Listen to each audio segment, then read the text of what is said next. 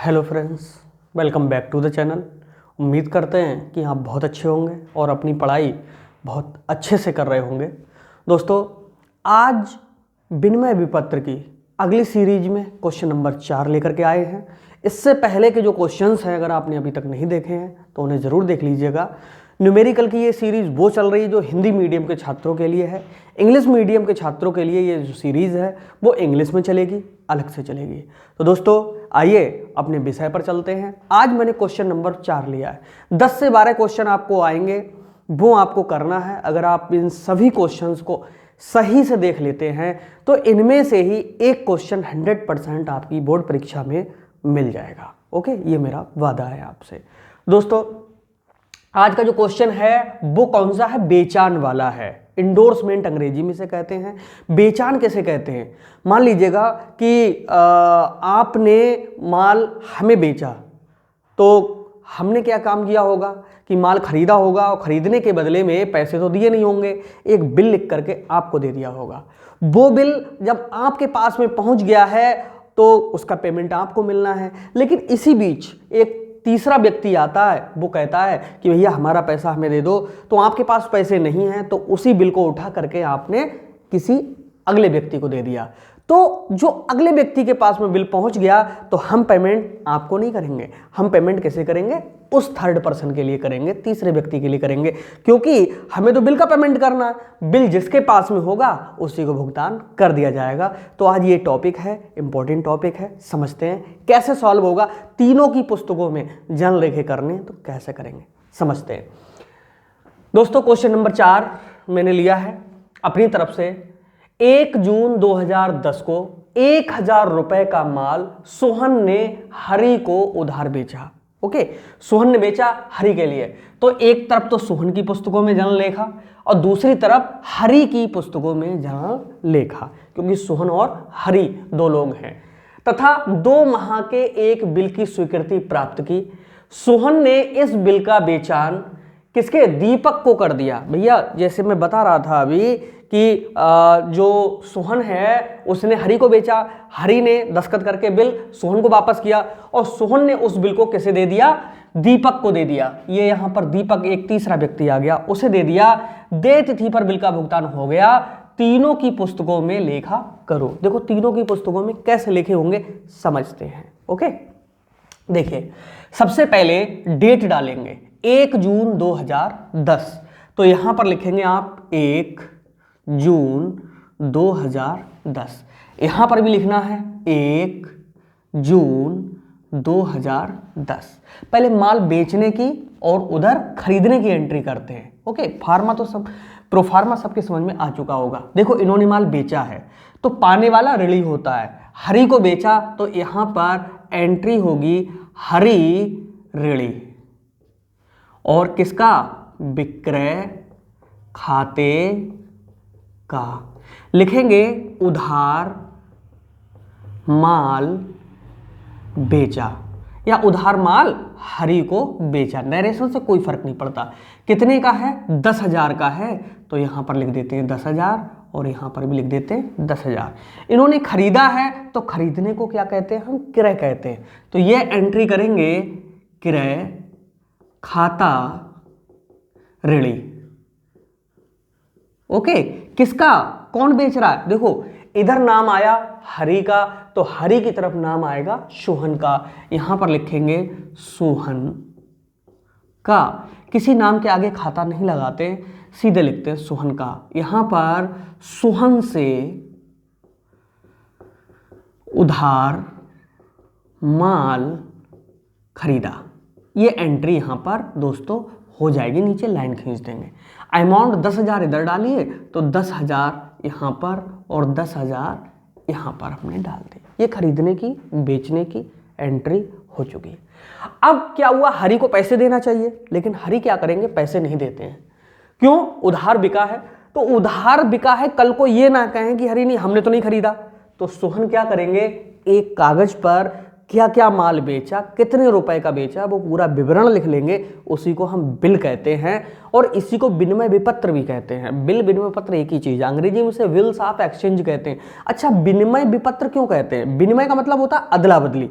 अदला बदली का मतलब क्या हुआ, इन्होंने माल दे दिया और इन्होंने एक कागज पे दस्तखत करके इन्हें दे दिए, तो इन्हें मिल रहा है, तारीख यही होगी। डबल डैश का मतलब होता है सेम डेट। ओके, देखो इन्हें जब बिल मिल रहा है तो इनके पास में कहलाएगा वो प्राप्त बिल। ठीक है, प्राप्त बिल।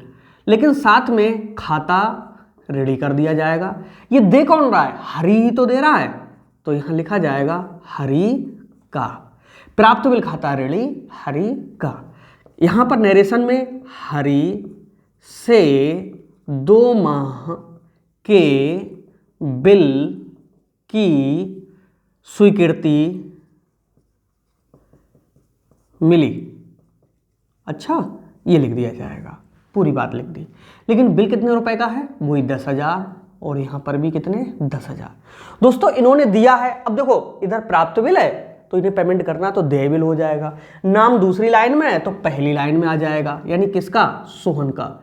सोहन यहां रेडी हो जाएंगे, किसका? देय बिल खाते का। नरेशन में लिखेंगे 2 माह के बिल की स्वीकृति दी। लाइन खींच दो और यहां पर अमाउंट डाल दो 10,000 और 10,000। दोस्तों यहां तक तो इनका माल बेचा, खरीदा हुआ और उसके भुगतान के बदले में भुगतान ना करके एक बिल दे दिया।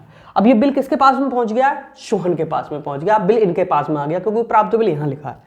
अब दोस्तों क्या हुआ कि सोहन ने इस बिल का बेचान दीपक के नाम में कर दिया। ये बेचान क्या चीज होती है? बेचान का मतलब होता है बेच देना है, किसी व्यक्ति को दे देना। ठीक है, कैसा भी पेपर में लिख करके आए। ठीक है, अगर थर्ड पर्सन को बिल दिया है तो दोस्तों पाने वाला ऋणी होगा। किसे ये बिल मिल रहा है? दीपक को। तो ये अपनी डेट यही चलती रहेगी, जब तक वो कहेगा नहीं तब तक डेट बदलेंगे नहीं। ठीक है, इन्होंने बिल कैसे दे दिया है? दीपक को, तो यहां लिखेंगे दीपक ऋणी। किसका? क्योंकि इनके पास में प्राप्त बिल है, वही तो दे रहे हैं। प्राप्त बिल खाते का। यहां लिखेंगे दीपक को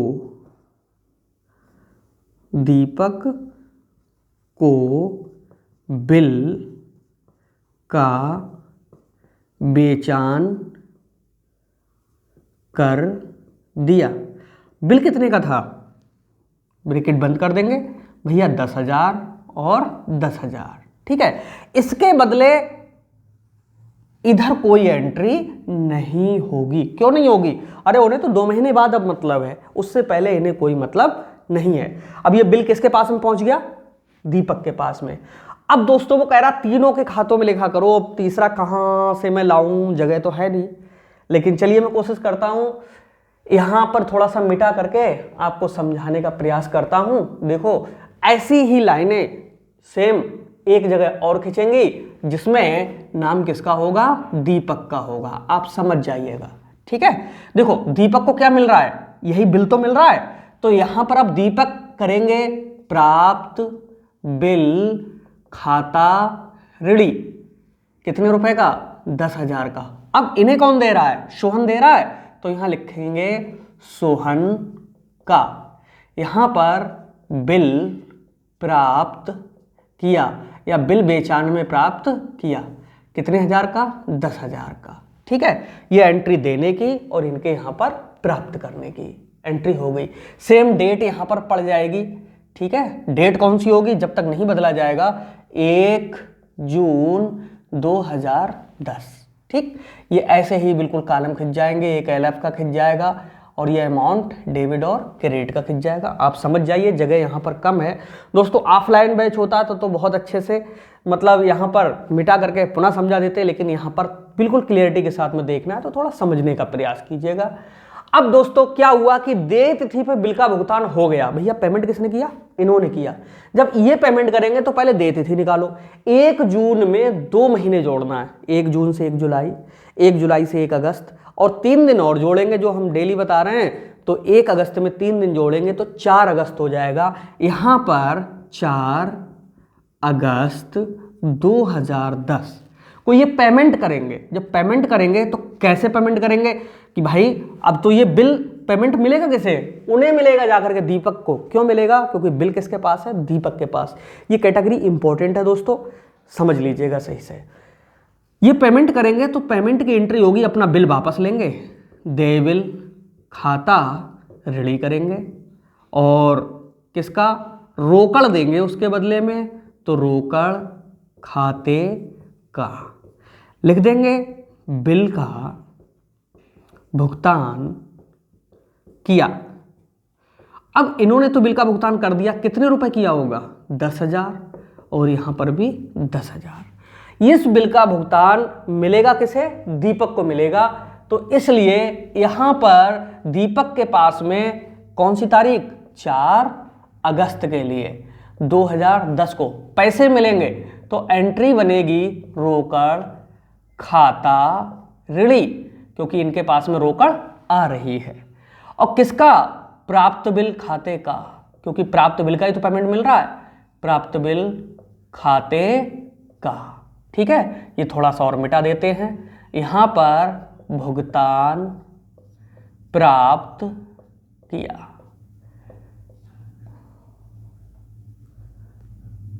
प्राप्त किया, बंद कर देंगे। कितने रुपए मिले? 10,000, और यहां पर भी 10,000। इनका टोटल जब होगा तो ये 20,000 यहां पर आएगा, यहां पर भी कितना आएगा? 20,000 आएगा। थोड़ा पास पास हो गया है, समझदार हो आप लोग, समझ लोगे।